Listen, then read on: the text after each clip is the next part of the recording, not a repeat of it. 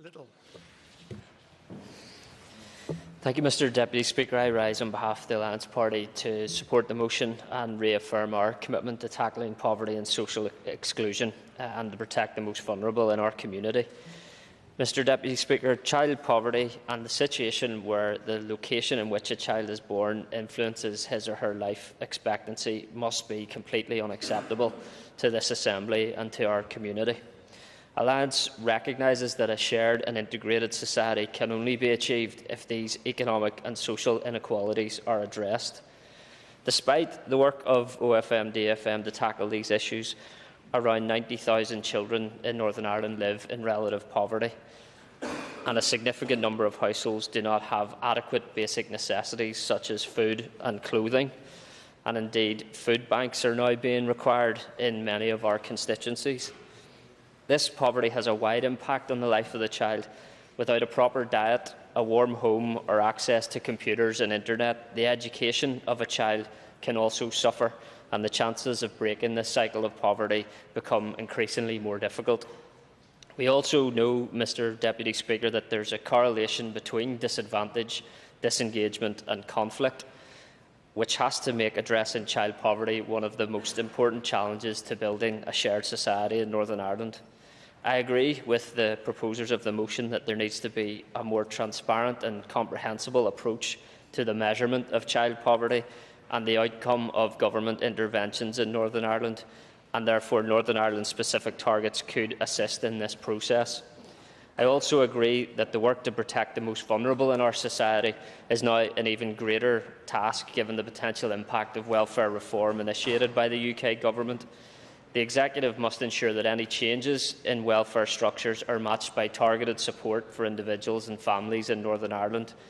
Welfare reform in Great Britain has taken place within the context of a resourced childcare strategy, including a statutory duty on local authorities to ensure adequate childcare provision is in place.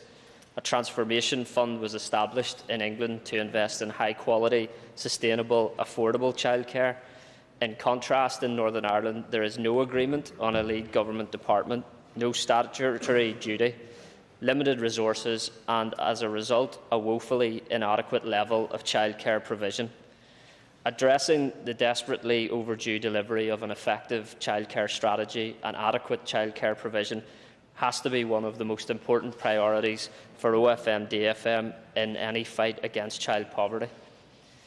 Mr Deputy Speaker, the Department of Employment and Learning must also continue to work with OFM-DFM to address the barriers to employment and to examine the support required to enable parents to make the transition to employment, which could include considerations of an earnings disregard. Creating jobs and tackling low wages, of course, are also central to addressing child poverty, given a third of children in severe poverty are in households where at least one adult works. Alliance also believes that investment in early intervention and prevention initiatives will be central to tackling poverty and exclusion, as all evidence suggests that intervening early achieves better outcomes and ultimately costs less. The Executive must also address the underfunding in children and young people's services relative to the rest of the United Kingdom and support the incorporation of the United Nations Convention on the Rights of the Child. Perhaps most importantly, Mr Deputy Speaker, cross-party, cross-departmental, joined-up approach must be at the heart of any response to the complex challenges facing children and families in our community.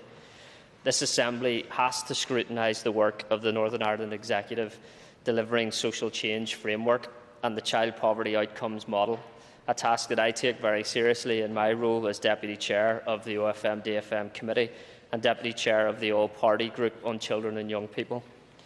The OFM-DFM Social Investment Fund and 6 signature programmes outlined by the Delivering Social Change Programme Board must be robustly monitored and lead to government departments actually reducing child poverty. Mr Deputy Speaker, this Assembly must work together to hold the Executive to account on implementation of the child poverty strategy if we are to achieve what has to be a joint aim of this Assembly of providing equal opportunity and hope to all our children and young people in Northern Ireland.